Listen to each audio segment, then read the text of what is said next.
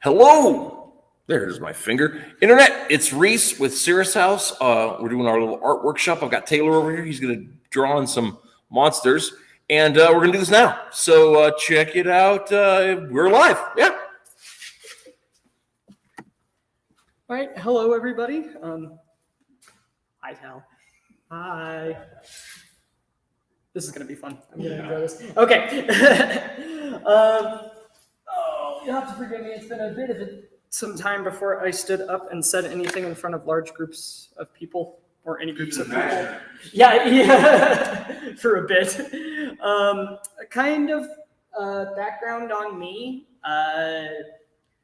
I've been drawing for a very, very, very, very, very long time. I'm actually much older than I look.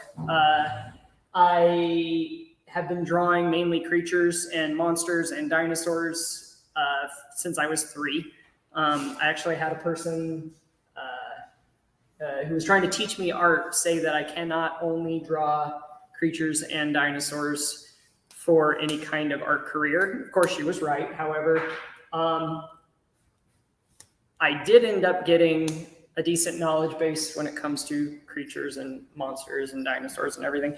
My first heroes were monsters. I grew up watching really, really old monster movies, and before I got into any of the heroes or superheroes, those were my heroes, were creatures, were monsters. Yeah, that's pretty much it. That's pretty much who I am. Reese asked me to come and do this presentation for the mental health art exhibition. Is it an exhibition? Is that what it is? Okay, all right. So mental health art exhibition, and I guess we can just get started in it. So we're talking monster design and creature design, and one of the first things you have to ask is, what in the world is a monster anyway? And I would save you the trouble. Don't look it up, because the definition changes depending on who you ask.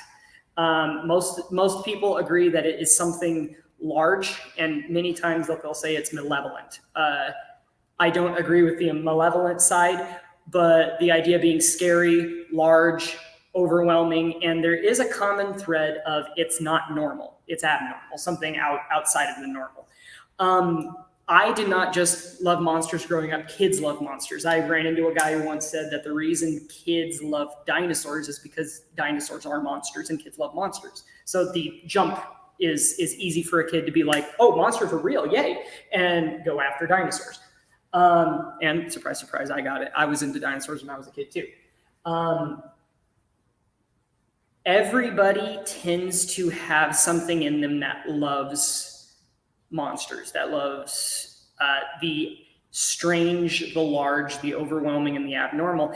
And you can see this in kids. You can see this in adults, because adults will shell out millions and millions of dollars on these movies, many of which are incredibly dumb, that will keep them up at night because they love monsters. And if you look back through history, there are more monsters in mythology than it is possible for the human mind to comprehend and or keep in any kind of database. There are so many monsters in mythology. So it's kind of, it's a pretty universal impact. Sorry, I'm one of those guys who needs notes, so I will be referring often to my notebooks. We love monsters and we love to hate monsters, which is the point. And if you are an artist of any kind, if you are a filmmaker, if you are a comic book artist, if you draw stuff or put any kind of art down, more than likely a monster is going to bring someone's attention to your stuff. They're great storytelling devices. They're good for heroes to conquer. They are good for to be heroes themselves. They're just perfect story devices, which is why they've been used in stories for so long. And what I want to do today is I have 3 goals. The first is to explain my process for how I come about making a monster. And this is, Reese, did you say this is about an hour are we aiming at, or? Okay. My afternoon is free. What? You're after? Okay. I will not, don't tempt me. I have to be done by 2:30 because of work. So that is my absolute cutoff. But I want to teach or show you guys how I come up with monsters, how the process of designing them. I've designed at least one monster in a commission that I got paid for, and I have designed many of my own. So I want to walk you guys through my process, number one. Number two, I want to explain kind of the thought processes. Let's see if I'm getting this right. What makes a good monster, how I design monsters, and also because this is a mental health art exhibition, I am also going to aim it from a Christian perspective, why I believe that we have such a big thing for monsters anyway, not just because we're scared of them, but also our love for them. So Reese did tell me to mention that that's not necessarily, this is not necessarily the views of the Sarah's house or anything like that. This is my own stuff. They invited me. So I'm basically going to talk about monsters and talk about Jesus is what's going to happen here. So to start out, what makes a good monster? Again, that's really, really hard because we're talking about something that doesn't have a very clean definition at the start. So you can't say this is a good XYZ if you don't know exactly what the XYZ is. On top of that, it's difficult to make a tier system of not so good, good, better, best for monsters because everyone approaches them differently. If you make something too scary, somebody who doesn't want it to be scary is not going to like it. They're going to say it's a bad monster or whatever. Or someone who wants it only to be scary or only to be grotesque is not going to like a monster that isn't that way. It's difficult, but I think that I have some underlying ideas that work really well for monsters in general, and I think that will help you guys if you're a story writer, if you're a designer, that will help you generate creatures. So the first big thing that I think makes a great monster is to, in your start, so this is the starting process. This is, if you've ever read the book of Genesis, it says that when God created the heavens and the earth, he was hovering, the Spirit of God was hovering over the face of the waters, and it was darkness and chaos and nothing. Then he said, let there be light, and he started to divide stuff. And he started putting stuff together. And right now, it's like we are kind of in that process. There's a whole vast nothingness, but we know we want to make a thing. And the thing is a monster. So this is where the ideas start whirling. So the first thing that I think makes a good monster is, and you're going to have to forgive both my horrible writing and my possible horrible spelling, because both of those things are awful.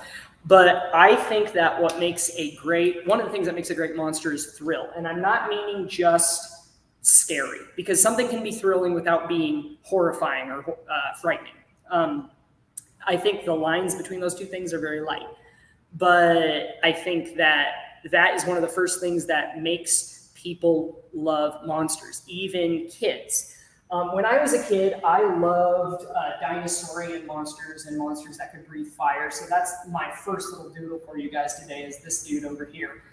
And when you ask yourself what makes a thrilling creature, a couple things will pop to mind.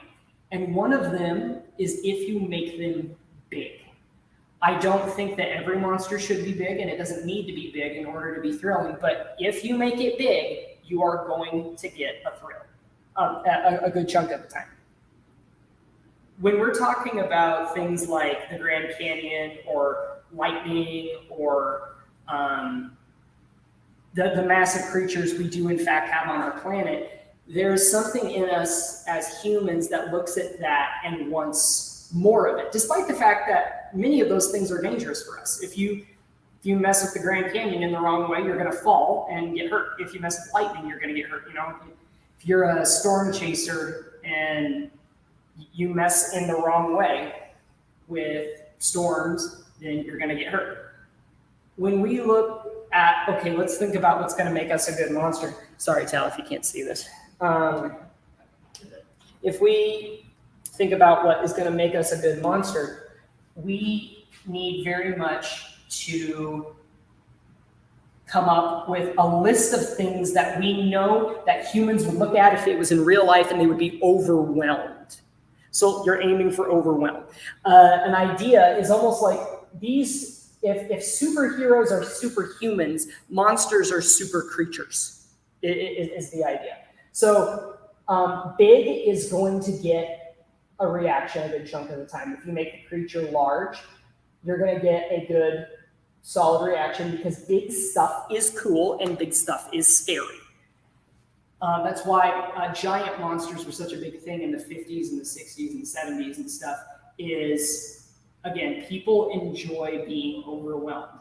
I personally think that that is a mark of being made in the image of God. I think that we are made to worship things, and God also reveals himself in his creation. So when he made things like whales and we made things like dinosaurs and stuff like that, he was in a way pointing a finger to a small part of what he looks like.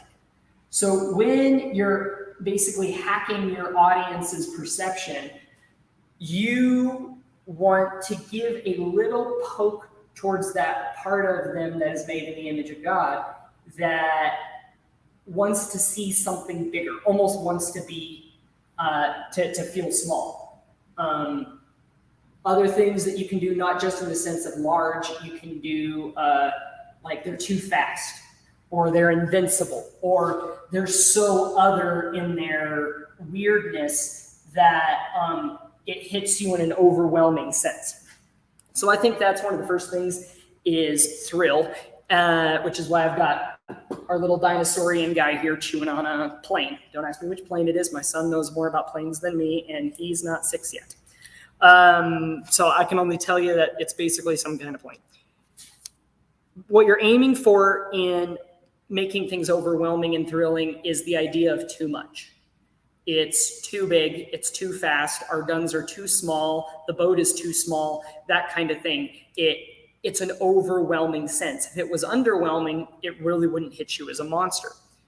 Another thing that is going to make it thrilling or scary is if you make the thing alien. Now, I'm not talking alien in the sense of it comes from another planet.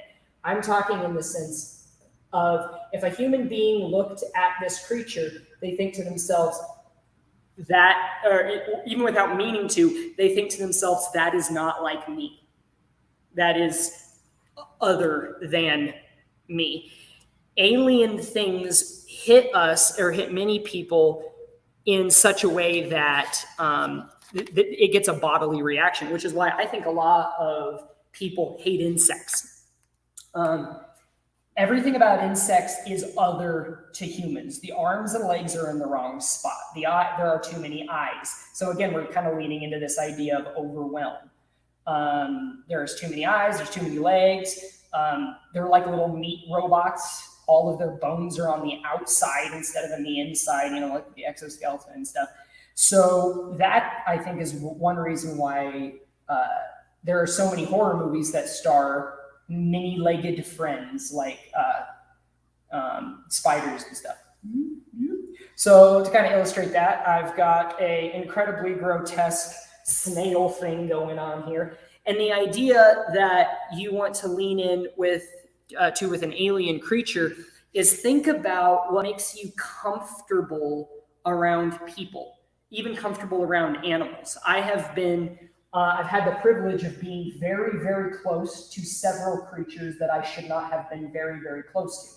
I was in Africa for a bit, and I was feet away from a very wild rhino with nothing but a African with a AK-47 standing between me and this rhino. I've been up in the mountains where I was close to a bull moose, way too close, and I've also had a wild mountain lion standing or sleeping above me in a tree. All of those things, though, in a way are like me. So they did elicit a degree of fear because, I mean, mountain lion, you don't want to mess with a mountain lion for one, but they didn't elicit the kind of grotesque horror that if I were to run into a giant spider, despite the fact I'm not really scared of spiders, big spiders I'd be scared of. they wouldn't elicit the same kind of horror as some alien creatures. So a good idea to remember is if you're wanting to get that kind of reaction out of your audience, find what it is about creatures that you are comfortable with. Eye placement, limb placement, or limb shape, and just depart from that. Find the thing that shouldn't be there and stick that there instead. So with this guy, there are too many eyes and there's not a structure. His mouth is wide open and it's sticking in the air and there's blah, blah, blah, flying out. I don't think this is going to be very scary, but it would be if it was chasing you or if you ran into it in a dark alley. And like most ideas, the delivery is where you're going to get your fear. But again, make something alien and grotesque, and it will make you revolt inside against it. You can even do such a thing like I've seen people do a thing where everything about a monster is normal. It looks like a human being, but it has no face. That is an alien idea that shakes you because your body knows that if there's a human, there should be a face. So if there's not, then that kind of throws you off. Or if the eyes are way too big or the smile is way too big, curving up to the ears, it elicits a degree of in you because it's alien and different. I think the further away you pull a monster from normality and humanity, you will add to its scariness. Another thing, and it's not as big of a thing about monster design. This is more about how you approach the actual storytelling aspect of it, is the factor of the unknown. The unknown is scary. And the more mystery you add to a monster, it can be done badly to the point where it's not scary at all and it's just annoying. But if done correctly, it can be done very correctly and just freak you all the way out. So if you make them thrilling, not necessarily scary, big chomp monsters in which my soul delights, or you've got alien creatures that, too many eyes, the teeth are in the wrong spot. Where are its legs when it should have legs? Where are its bones? Or all the bones are all in the wrong place. Departing from humanness or comfort is going to make something more scary, and making it unknown is another big thing. And this is kind of a thing. Another thing that makes creatures scary is the aspect of danger. Some creatures are scary because, like my dinosaurian friend up here, they are so big that even if they don't come after you, their mere size makes them dangerous. Other things will hunt you down, kind of similar to the mountain lion in the tree that I was talking about. There's nothing necessarily scary looking about a mountain lion. In fact, it kind of looks like a Beanie Baby until you realize that mountain lions are drop predators. They drop from the height to land on top of you. And if you're under them, you are in a bad situation. There is something scary about a creature that technically is innocent in that it's hungry. However, it eats people and you are people. That can elicit a degree of fear, because many monsters are not malevolent. They're just doing either what they're made to do or what they were born to do, and you just happen to be on the bad end of that. So you could make something like, here I had the idea for a Raptorian chicken, or something. Like, chickens are not scary, at least for most people that I know of. But if you make it big enough to chase you down and peck you up like it would in the hen yard, then maybe you would change your mind about how you feel about our poultry friends. If you make something dangerous to humans or to you, that is one way to make it scary. And danger can be done in a bunch of different ways. Like I was saying before, it can just it can cause you bodily harm. It can be dangerous to your sanity or to your humanity. It can again, like with the big guys, dangerous by just its mere existence. It's not its fault. It's just so big that it's going to break stuff if it walks anywhere. Then, especially if you want to do that in the big sense, you're basically creating a typhoon. Humans are scared of these giant acts of God in nature. And if you basically encase that in a monster, you'll add to experience.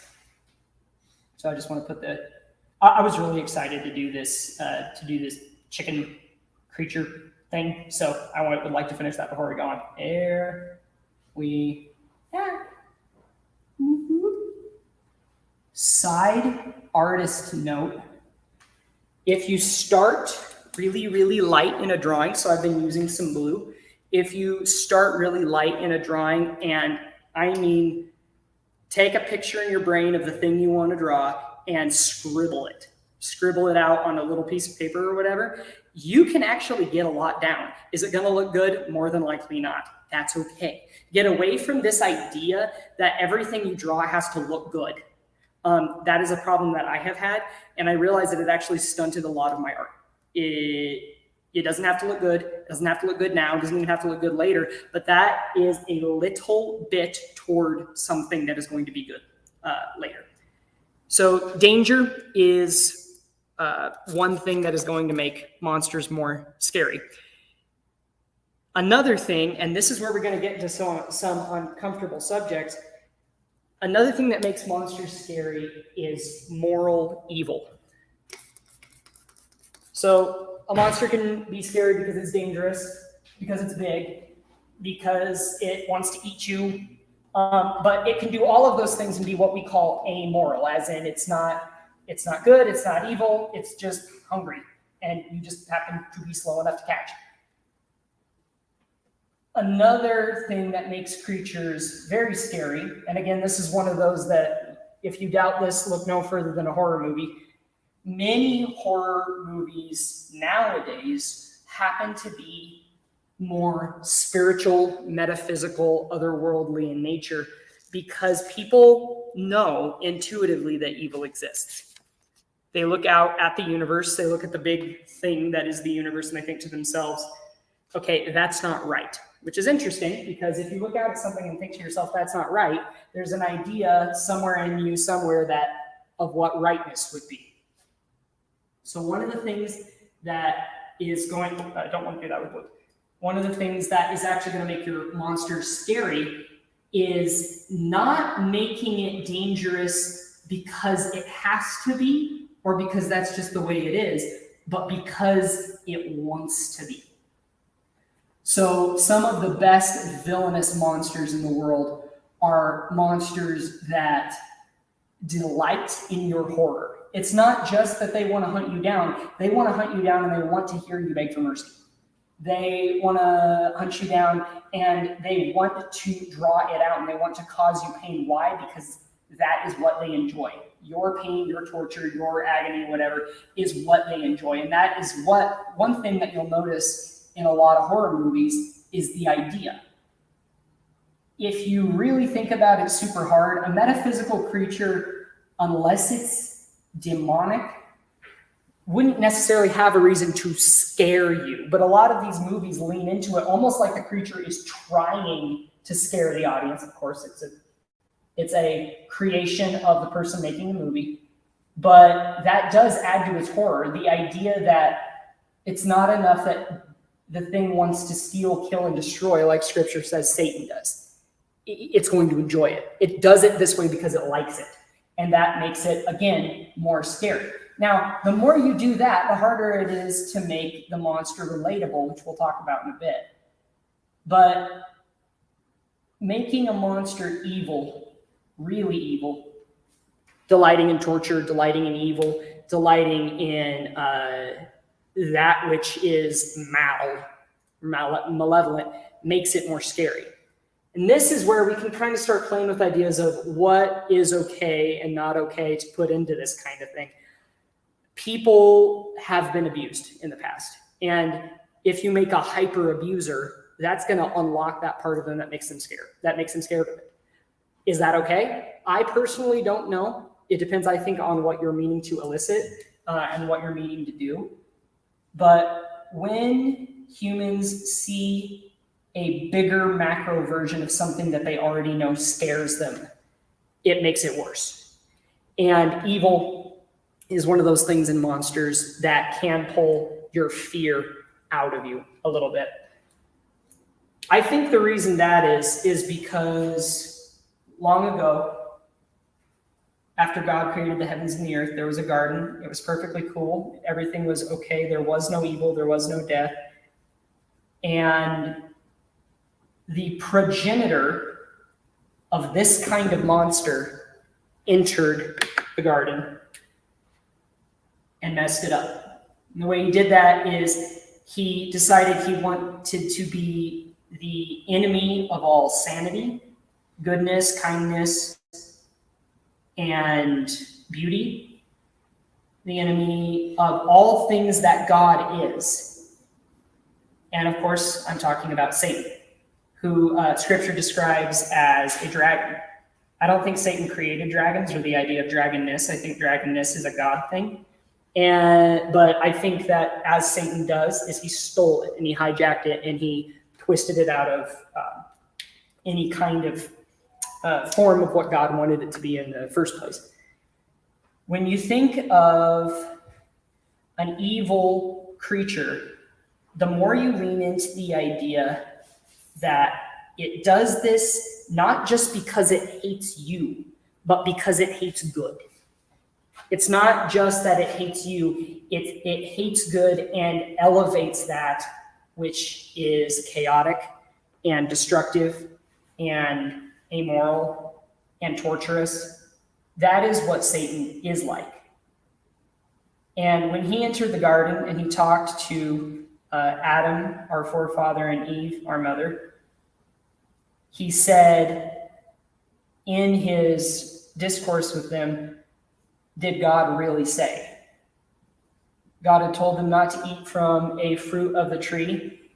And because he delights in death, destruction, and wanted very much to hurt God and destroy what he had created, Satan asked the question, did God really say, and threw doubt on the whole thing.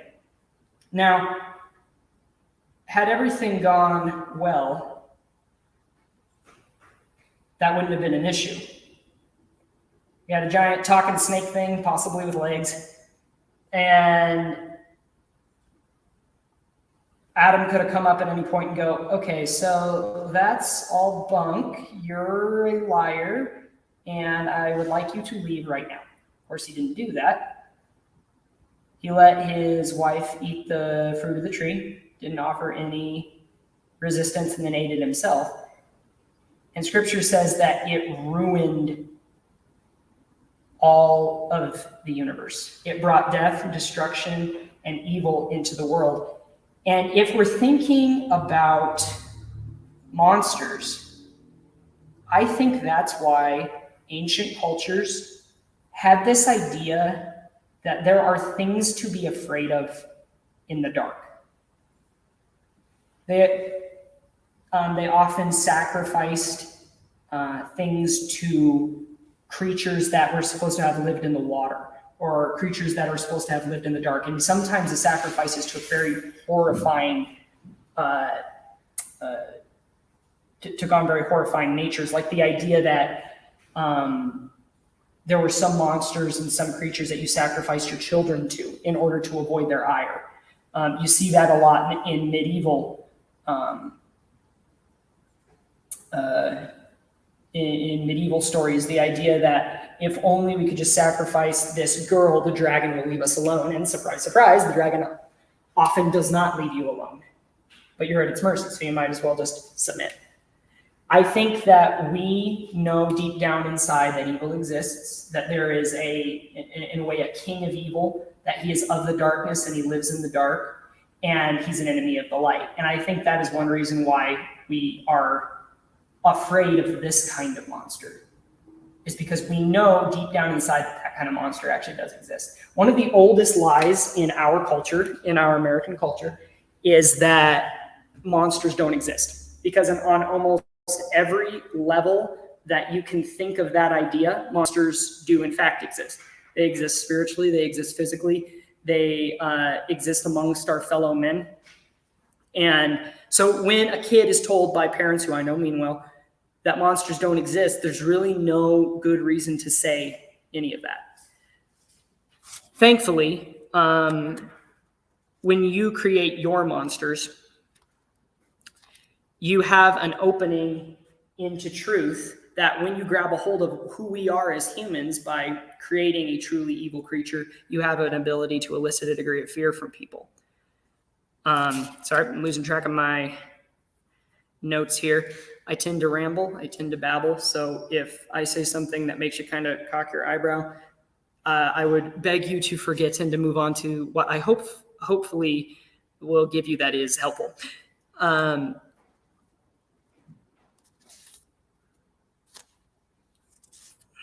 Losing track of my notes. Oh yeah, that's what I wanted to say about the end of that. I think another reason that the evil monster scares us, the idea of malevolence, is that when we bought Satan's lie, when we disobeyed God, we became monsters too, and deep inside. And we have these extreme explosions within us where we want to lie, we want to cheat, we want to steal, we want to hurt other people, we want to tear the world down just because it slighted us. There are other things, of course. We are, and I think we know we are truly monstrous inside. And that's why some of this stuff scares us too, is not just that we know that somewhere down the line there was a big evil thing that broke everything, but also that it's in us. And no matter how hard we would like to get away from it, it's still there. When we lay our pillows down at night, we are in bed with the monster, and that monster is us. And that can be scary. When you take the scary thing that is in humans and says, no, I can't let you look away from it, look at it, that can get a good reaction. I've not read the whole book myself, but I've thought about it. Mary Shelley's Frankenstein, which I was just told recently is the first science fiction novel ever written. I don't know if that's true or not. But it is? Okay, cool. The thing that's scary about Frankenstein is not the creature that Frankenstein created. He's not real. He is scary, but you feel more sorry for him. It's not so much him. It's Dr. Frankenstein that's scary. And it's not so much even Dr. Frankenstein that's scary. It's what is man, knowing who man is, going to do with science the more it unlocks secrets of science. There is a little bit of us that hopes, that thinks to itself, oh, maybe this will be really good. Maybe this will be great. And there's also another part of you deep down inside that knows, I know people, I know men, and men are going to do something like this with science, and it's going to be horrifying. So that's a good example of pulling out something in us that's deep in our evil that will bring a scary feeling to the table. We're going to get rid of this. And so those are the things that I think are going to make a monster scary. But as I said before, there is a way to make monsters not scary. There's a way to make them lovable. You can make a monster that the audience loves so much that they hate the people who are messing with the monster, which is something you actually do see in a lot of movies. So how do you make a monster relatable? One way, or a couple ways that I think, and again, my writing is horrendous, forgive me. There's a few ways to do that. One of the reasons that I loved monsters as a kid was I was weird as a kid. I'm kind of weird now. And I was treated that way by most people. And Superman was never necessarily treated weird, other than people being slightly in awe of him. He wasn't hated by the majority. He wasn't misunderstood by the majority. Godzilla was, though. And I grew up with Toho Godzilla and was very into those movies. I don't necessarily recommend them to everybody because of some of the content, but I grew up and was very influenced by them. One of the ideas that you get from those kinds of movies is that if they would just stop trying to shoot him, maybe there could be some kind of coexistence. But humans be humans and humans often be dumb, so they continue in their arrogance and ignorance to shoot him, and stuff just goes wrong. To make a monster relatable, what you do is you crack into your own pain and your own struggles and your own desires and your own fears, and you translate them bigger. If you can, for instance, if you've struggled with abuse, make your monster a victim of the abuse of humanity. And then those who have also been abused are going to grab on to that creature that you made and think to themselves, oh, there's another like me. And it gets a hold of them. Another thing you can do to make monsters relatable is you can make them look human-y, or you can do the exact opposite that I was saying before, where to make them really scary, you can make them alien. So you do the opposite. You go the other direction and you make them human-y, so that when they are hurt or when they struggle, you feel it with them because that is something like you. But if you struggle with abuse, that's something you can put into your creature. If you struggle with being misunderstood, there are so many monsters that their whole we're running out of ink here. There's so many monsters that their whole story is based around the fact that they're misunderstood and that people don't get it.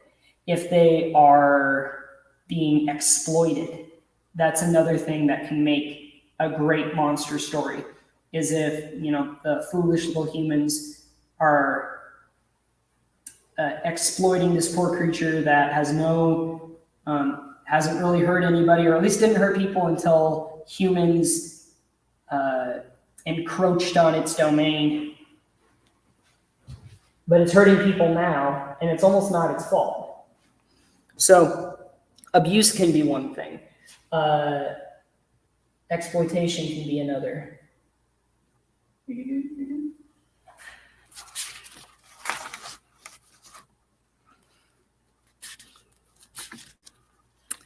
You can also make struggle. So if you're a single dad or a single mom, you can translate your struggle of trying to provide for your family into this monster who may be the last of its kind, but has one of its own to take care of. And its world is falling to pieces. So it now has to find a way to provide for basically the person or the thing that it loves. Another one of my favorite monsters that is more relatable is the tragic hero monster. And this is a kind of monster that is almost morally good. So it's the opposite of the kind of monster that we talked about before that delights in horror and evil and wanting to hurt. This monster is a monster that hates what is evil. It hates other monsters that are evil and is there to fight them. It is there to restore balance. It's there to conquer evil. But for some reason, the little tiny monsters that are humanity won't let it do that. They, in their ignorance or their blindness or their foolishness, keep looking at this thing going, no, that's the real villain. We need to nuke it. And that's what they do. They try.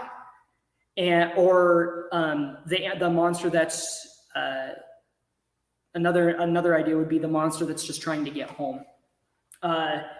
All of these are great things that you can put into a relatable monster, but my personal favorite, like I said, is the tragic hero.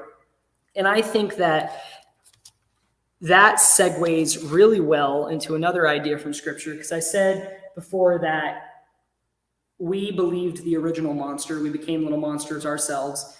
And because of that, we are now in a really, really, really bad position. we should be destroyed. We should be punished because we are that kind of monster. Whenever someone watches that kind of monster, a good chunk of the time, you have this feeling that it needs to be dealt with. It needs to be removed. It needs to be taken out. Will somebody not do something?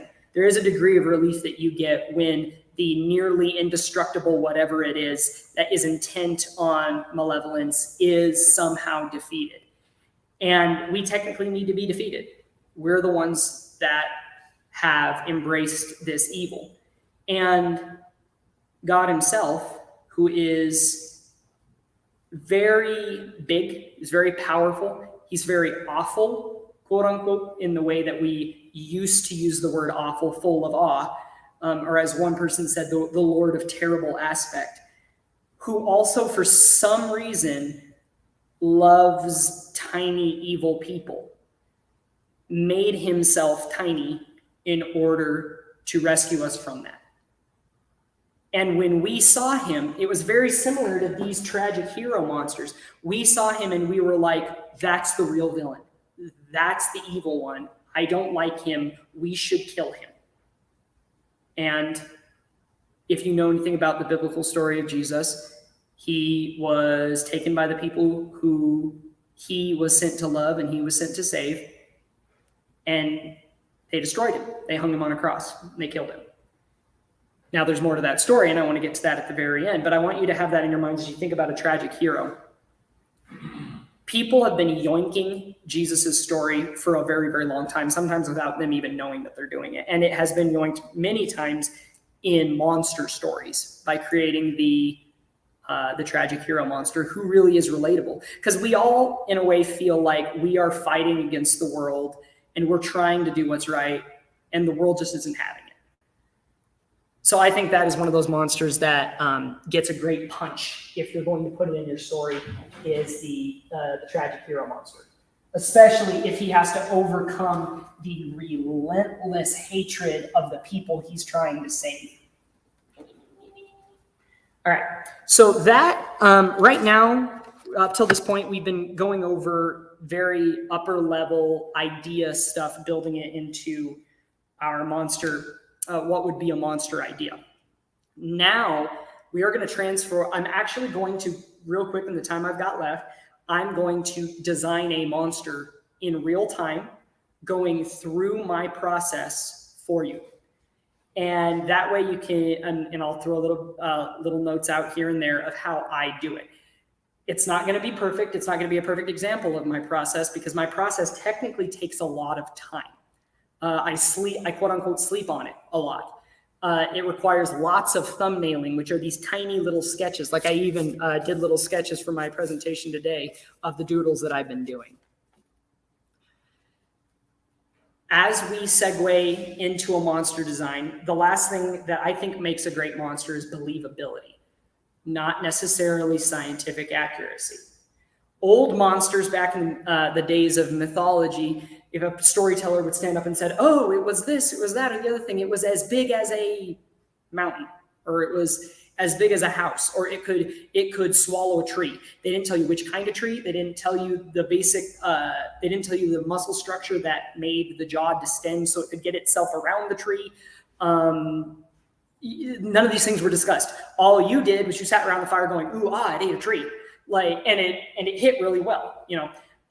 But we live in a time where sometimes that'll hit and sometimes it won't. You want your story to be enjoyed by as many people as possible. And you are going to get the kid that goes, it's as big as a house. Whoa.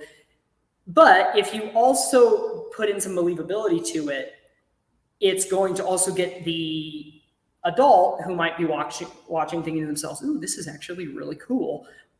There's an explanation for it.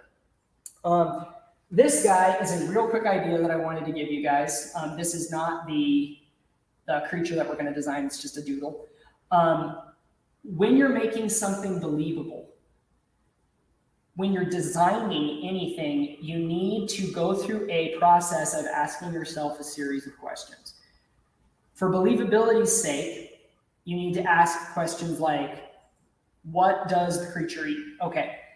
how does its diet then affect how its body works? You don't have to lean into this too much. You do not have to make it completely scientifically plausible or accurate, because honestly, if you did, you'd kind of lose some of the monsterness. You'd kind of lose some of the mystery or the bigness or the woe-ness. You don't have to be completely scientifically accurate. But this guy is like an amalgamation of a bunch of my favorite plant-eating dinosaurs. So it's got a horn, like a triceratops, that will say, okay, so how would it in its environment mate? This is a male. So it's got this long horn that is meant for display purposes, but also if you mess with it, you get the horn. Another thing, it's got teeth, but the teeth are spade-shaped. And the reason being is it's a plant eater. So it can shred leaves or shred tough, fibrous vegetation. It's got these giant jaws. And the reason being is you ask yourself the question, okay, something that big, what would it eat? Let's just say it eats trees. Not the tops of trees, it eats trees. So that way, that makes us think to ourselves, okay, so if something had to be able to eat trees, what kind of hardware is it going to need to pull that off? Well, you've got giant jaw muscles and this strong head, this strong skull. I am very partial to the dinosaur known as Camarasaurus. It's a long-necked dinosaur. I love the skull shape, so there's a lot of influence from that. And one of the things that I cannot help but do is when I draw creatures, I tend to add bumps. Don't ask me what it is. I love scutes, I love bumps, I love spikes, so I tend to add a lot to almost ad nauseum. Again, you're going to find your own style. You're going to do this the way that you want to do it.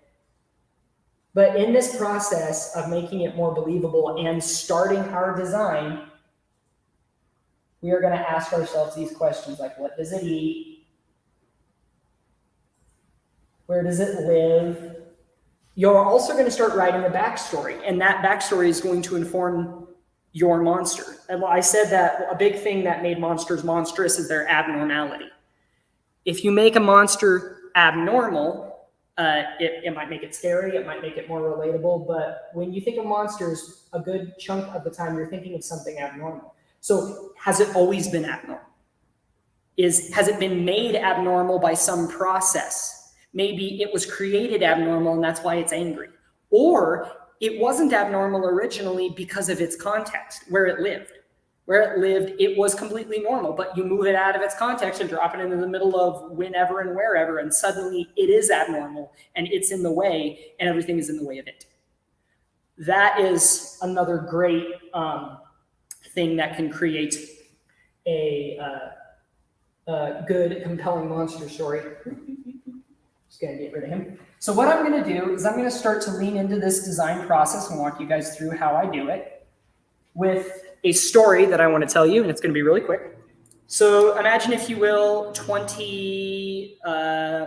to say 2245.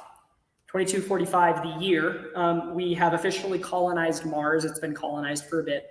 And there is a group of kind of justice-keeping police that operate in space. And two of their number are sent to Mars because they get a distress call. And after the distress call, there is a length of silence where there shouldn't be. And they're like, okay, well, maybe there was an explosion, maybe there was an accident, and they land on Mars. And on Mars, they find the area deserted and wiped clean of any human influence. Something attacked the area, attacked the settlement. There's a problem, though. There's no life on Mars. People have known that for years. We've been on Mars for years. We've explored the top, the bottom. There's no life. There's nothing that could do what we see here. That's a problem. Suddenly, out of the ground explodes this thing that I plan to design for you guys in a couple seconds. Explodes this thing and attacks our two heroes. They manage to fight it off and get away, all while trying to get through their brains that aliens don't exist, at least not on Mars. There's no such thing as a Martian. What is this thing and why is it here? So they get out, they get away, and they eventually find in the rubble a recording.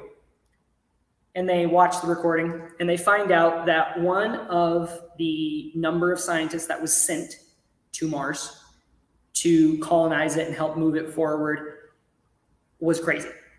And he had this idea that humans were a plague not only on our planet, but on the universe, and they need to be extinguished. But they don't need to just be extinguished, they need to be replaced. So what he did is, being a geneticist, he took a bunch of earth-bound DNA from a bunch of earth-bound animals and sought to create the perfect something to replace humans, but it can live on Mars. And that's what these two guys have run into. So you'll already start to see some of these ideas that we've already been talking about start to revolve. You get a degree of horror from the idea that there's a man who believes this kind of thing and is willing to go this far to see it happen. He created a creature that eats people, and it ate him too. And it's alone now, and it's hungry. So now there's a part of you that, despite this creature's appearance, which again I plan to put on this board, it's a revolting looking thing. However, it does elicit a bit of your sympathy. It's not its fault. It was made like this. It's hungry. It's probably been hungry for a bit because all the things it would have eaten are gone. And that's why it's ravenously attacking these two guys, is because it's hungry. You get a lot of what we start to talk about. So I've had that idea for a while. I would like to make it into a film someday. But I haven't really sat down to do a lot of thumbnails. The first step in a good monster design process is your idea, which we've been discussing about how to nail down what you're looking for. We have our idea. It's an alien-like creature, but it's not an alien. It's created from pieces of earth-bound creature DNA. And it's going to attack a couple of astronauts. And if it's a movie, you have to start thinking of questions you can ask yourself. What are the needs of the story, of the script, that may not necessarily make sense in real life, but will still kill? It'll still kill in a movie. It'll still look super cool. Is there any reason to think it would do X, Y, Z? No, but it looks awesome on film. That is the realm of your idea. This is my favorite part of design process. It's so fun. This is the part where we get to go crazy. And what you do is you take notes. You write, whenever you have an idea, you write it down. I have gotten into a habit of carrying these tiny notebooks around. I am super ADD. And the fact that I've never carried notebooks around until the last few years of my life is insane. I get to keep track of a lot of things that otherwise I'd lose track of, but also I get to put down my ideas. One thing you can do is actually doodle ideas. Again, like I said before, these do not need to be pretty or look pretty or be nice. They don't have to be. You are trying to get an idea down. And the more you draw, the better you will get at drawing. Your brain will start to think to itself, okay, this is what I can do better next time around when I do it again. And you are brainstorming now. You're getting as many ideas as possible into the universe of your brain, okay? So when I first came up with this creature, I wanted something that was kind of dinosaurian, but not so dinosaurian that it looked like a dinosaur. So the idea that I had, and this is just the idea, is this is the basic shape of its body. It's got an S-curve, it's got a tail, and it's got T-Rexy-like legs. And that is how you can start. I'm going to do this in the darker color so you guys can see. Look at, if you ever think to yourself, oh, I can't draw because all I can draw is a stick man. That is literally how you start drawing. You start drawing by drawing stick man. If you can draw stick man, you can draw. And I promise you can draw stick man. It's not that hard. If you can make marks on a paper, you can draw stick man. So this creature's got kind of a bulbous head. It's got a long body thing shape. It's got kind of dinosaurian, maybe even bird-like legs up in here. And that's kind of what we're going for. You'll notice also that I've put some arms in, that they're tentacles. The idea that I had was for something that is bipedal, that technically runs on two legs, and we'll bring in like an ostrich or a cassowary, which I just found out has a claw like a raptor, and it's horrifying. It's got a tail, but the tail is prehensile. That means that it can curl around things and grab things. Why? Because I think the idea is cool. It's got these long tentacle-like arms where its arms should be. Now, this is where we're starting to work in a little bit of our alienness to make things, oh, that's weird. We are accustomed now to seeing dinosaurs. So we look at this thing, we see it on two legs, and we're like, oh, then its arms should be, what are those? Kind of the idea that like, oh, so its arms should look kind of like a T-Rex, except for they don't. They're just these long, goopy, wavy tendril thingies. This is one of the ideas I had, okay? So we're getting rid of that. Normally, like I said, I'd be putting all of this down in my notebook. And, oh, I should also keep accurate on which brainstorming, on which chunk of this we're doing right now. So we're doing brainstorming right now. Another idea that I had that'll lean into the alienness, I like the idea of it not having eyes. How does it sense its environment? Which is another question we've asked ourselves. So the idea that I had was that you've got something like a pill bug. So it's got armor on the back, and that armor comes down into this large, toothy, interlocking maw. Also, another one of those weird tendencies that I tend to have is I love drool. Don't ask me why. I love goop and I love drool. So I like to, whenever I make a monster, it tends to drool. So also, because this thing is a mutant that is not meant to be what it is, the more I can get this idea that the scientist did it, but he's not God, so he can't make something perfect. And it's like it can't keep its drool in its mouth. That's an idea. I love the idea of these little spiky things that sometimes insects have. Another idea I had was that if this thing got enough speed, wouldn't it be cool if, like a pill bug, it rolled up and started rolling like a wheel? So it's running on its feet, and then suddenly it rolls over, and now it's even faster, and now it's going to roll you over. So that's an idea I had. So we're going to put down some surface of Mars, and we've got our now rolling creature, which leads me to ask the question, okay, if it's got bird-like limbs, how does it pull its limbs up into the roll? How does it, does the armor cover all of its body, or are there some open chunks here, right? And, does the prehensile tail curve up and over and through the body? And if so, does it then need a little dip in its armor that the tail can lay down in? I can't do this here, but another idea I had is that it's translucent orange on its underparts and it's dark on its topper parts.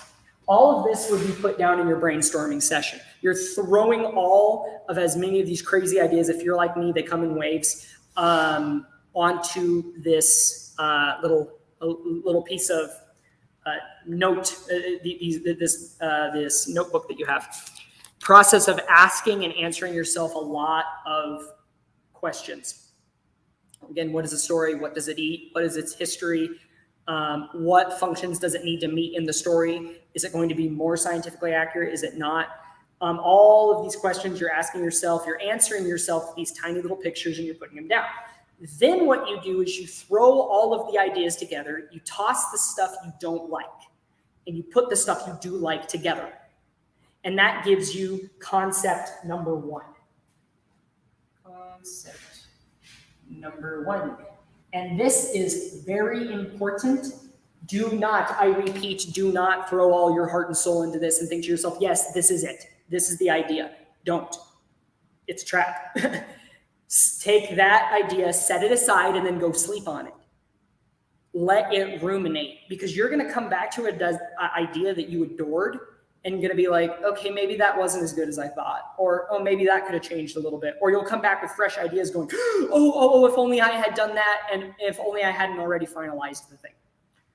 You don't have to do that. You make your first concept, you throw your ideas together, you rejoice, you go to bed. And after you get back up, you can bring new things in. This next chunk is called adjustment 1. Adjustment 1. No, that's an exclamation point. No, no one. Adjustment number 1. This is where you take your concept that you love and you keep drawing, but now you've got basically an idea of, okay, I like this body structure. I like where its limbs are placed, but what if the limbs were shaped like this instead? These are bigger picture adjustments. So does it have ears? Does it need ears? Our creature doesn't have ears. It doesn't have eyes. So how does it sense its environment? I brought this idea to my wife, and she came up with the idea that it's touch, that it's vibrational, that it feels it through the ground. And that's one reason why it's squishy on the underside, which is perfect for a weakness for our human protagonist to eventually kill the thing if that's what we want him to do. So if I were to draw doodles, I would bring in, okay, so I know basically what the structure of the leg looks like.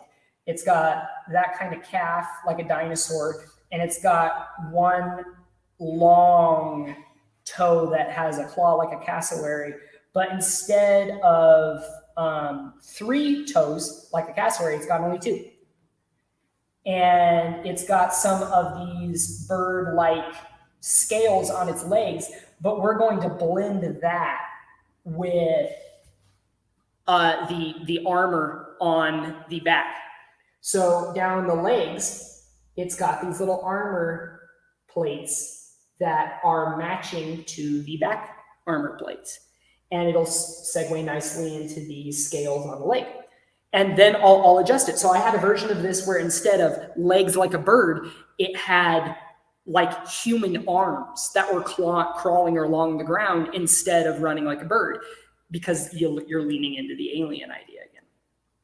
And that throws you off. It's like, okay, it's got upper limbs, but why are its upper limbs lower? And that came up with a different look, but I wasn't super into that. The other thing is, for a while, I had this idea that it was more snaky. So it's like sliding along the ground, and it looked odd. And I wasn't a super big fan of the way it looked. All of this is being taken care of in adjustment. And then what you do is, after adjustment, you basically throw a second concept together. You've adjusted things, and you love it even more now, and you throw it together to get concept number 2. So if I were to do this super fast, actually, we're not going to do that. We're not going to do that. I'll finish it in the end just to kind of give you an idea of what I'm looking at. Concept number 2, again, the process repeats. You love it. You're going to be so happy that you adjusted it, but don't leave it alone yet. What we're going to do is adjust again. A second time. But this time what we're going to do is we're going to adjust minute things. Let's say I don't like the particular way that cassowary claw was shaped, but I want it to have a little bit more of a sickle eagle curve. So I'll play with that. What if I want teeny teeth instead of big honking teeth, to kind of get the idea that there's just so much teeth, you know? What if I want to give it more of an orca-shaped head? What kinds of shapes are you going to want to put in to elicit which emotions from your audience, that kind of thing. There's a little bit more. Got to have the drool. It's really important. And then I'm also going to start adding these little hairs, because it is a creature that senses through the ground. And you take this, and so you move the arms up a little bit, you make them a little longer, you make them a little shorter, you adjust where things get bigger, where things get smaller, and you have come even closer to what you were eventually looking for. We're almost done here. And then, yay, I'm going to call that number 7 the finished product. Eventually, you have to let something lie. You can literally adjust things forever and ever and ever and ever and ever and ever, amen, and it would never see the light of day. You would be world building till Kingdom Come. I have a art mentor who has been involved in some very big productions, and he was makeup effects. So he created monsters and was a part of monster movies. And he became a Christian, and he decided that he couldn't do it anymore. So he left and became a toy package designer. And he said, he's like, eventually you need to stop world building. Eventually you need to stop. And you need to actually do the thing, because you can world build forever. So let's pretend I just did all the things that I said there. I've taken my concept, and instead of making it really heavy bodied like I wanted it before, I have made the head really big. And it curves down here. And we're going to get some of these bird-like limbs in. And I like the idea of a really sickle-shaped claw, so we'll keep that. Here's another claw. Here's some armor plating on the legs. Because I'm kind of running out of time, I'm going to be doing this a little bit more sloppily than I typically would. I like the idea of tendrils, but they're going to be like bulbous at the end. Like you can almost do one of those sticky arm things that you get at the supermarket. You make that. Again, it's a little weird, but it's also kind of, I personally think that shape is pleasing to the eye. So I like to use that one. And he's got this millipede armor on his back. And these interlocking teeth. Now, because I like to draw things roaring, we're going to give it a bit of a jaw.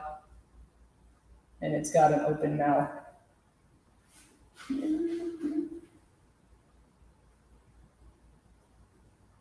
Get our teeth in here. Now, what you guys didn't see is I've been working through this particular monster in my spare time, but I've been doing it for a while. I didn't just pull this right out of my head at this moment. It had time to make itself what it is. I also had the idea that the tail is like another one of its arms. So there's that. So you've got this creature that is the only life on Mars when our ill-fated protagonists land there. So that's kind of the idea. Again, I'd actually count this more. I'm probably going to take a picture of this and add it to my design process because I don't think he's quite done yet. But he's alien looking. He's relatable. I think he works well as a creature, but I do think it can be improved. So to kind of sum up, monsters are loved and hated by us as humans. And I think that we hate monsters because they are evil. We hate monsters because they are dangerous. We're afraid of them because of these things. But I also think there's a part of us that hates them because we know that we are like them. We know that we're like the monster, the truly evil monster. We know that we're askew. We know that something's off or something's wrong. And on the other hand, we love them. We love stuff that is big and overwhelming. Our breath catches in our throat when we look at the Grand Canyon, when we see a whale breach or anything like that, is because we like big stuff. We like overwhelming stuff. We like cosmically large things because we were created in the beginning to worship a God who is big, who is overwhelmingly large. Someone actually came up with the idea that God may be so beautiful to behold that if it hit our minds and hit our brains, it would hit us as ugly. Because there's something wrong with us, not because there's something wrong with him. When people used to see angels, if you've ever seen biblical depictions of angels, they don't look pretty. They look evil. They look creepy. They look grotesque, but they're not. The idea is that they're terrible. They're overwhelming. They're too much. And so there's a part of us that wants the terrible, overwhelming, and too much, but not terrible evil. Again, terrible as they used to have the idea of the word, awful as they used to have the idea of the word. And This God who is powerful, awful, beautiful, loves the little monstrous, irritating people so much that he created that he came down as a man. And he took the form of a man, and he spoke to us, and he gave us truth. And he gave us a way that, despite our incredible evilness, that we could become not monstrous. We could bring ourselves out from under the heel of the dragon that we had been living on for the rest of our lives, for the whole of our lives. And of course, we can't do it ourselves. If you've ever tried to not be yourself, that's hard. That's not just hard, it's impossible, and it's not within our ability to do. So he said, instead of you trying to fix you, come to me and I will fix you. All you have to do is you need to admit that you are what I said you were. You have to admit that you are a monster. You have to admit that you want monstrous things, that you actually don't care a good chunk of the time who you hurt. You want what you want at the expense of other people, at the expense of even goodness or the universe. It doesn't matter. You have to admit that you are wrong, that I am right, and you have to admit that you have absolutely no ability to do it on your own.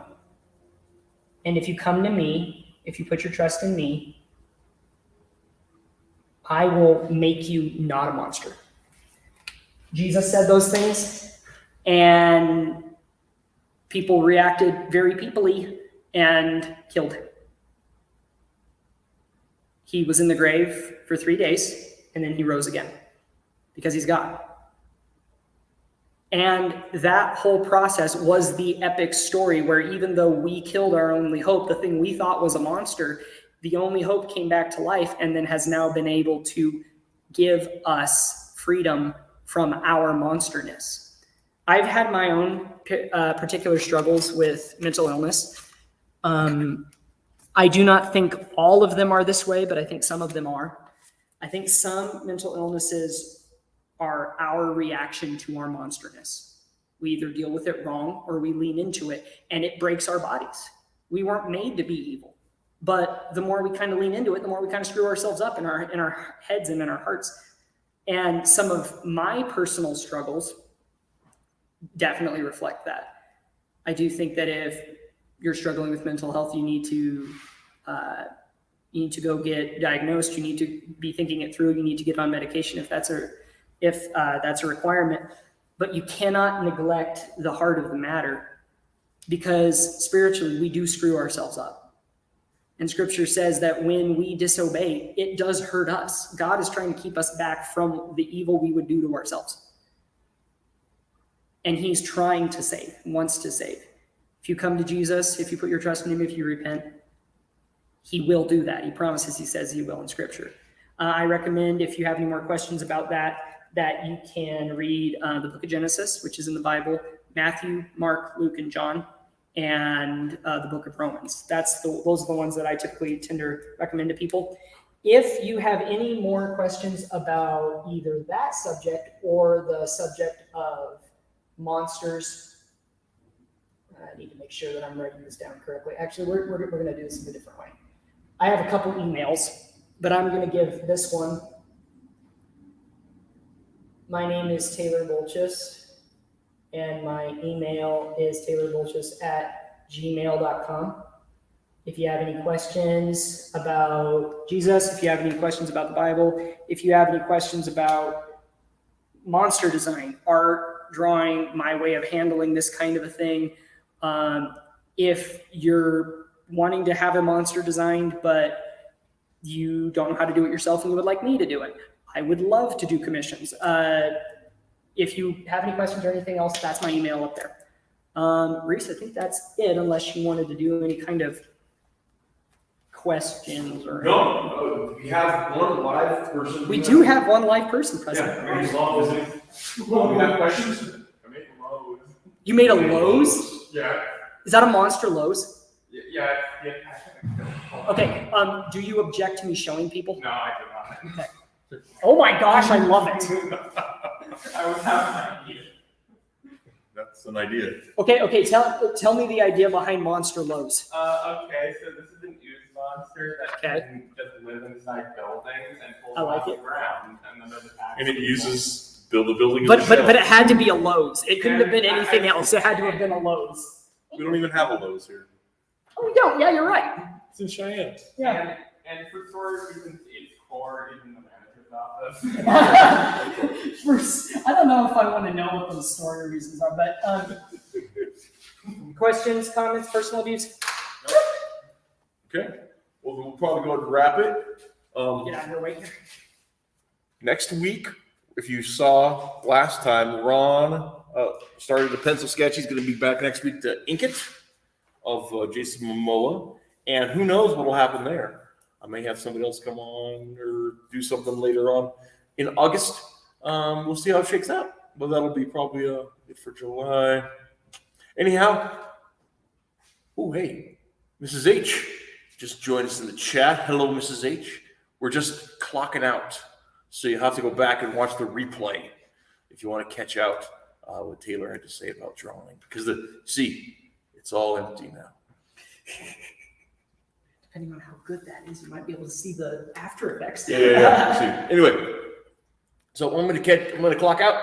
Well, that's not true. I'm still looking. But off the video. And thanks for tuning in. Those who do or check the replay. And once again, the art show is going to be running at the Midwest from October, I think 1st. No. I think it's actually the Tuesday before that, September 29th, I think is our opening to the end of the month there. And then we're going to find out where we go on the road. I'll be getting that all figured out this week, hopefully. So anyhow, later. Oh, hey, she says she's been listening. Cool. Ciao.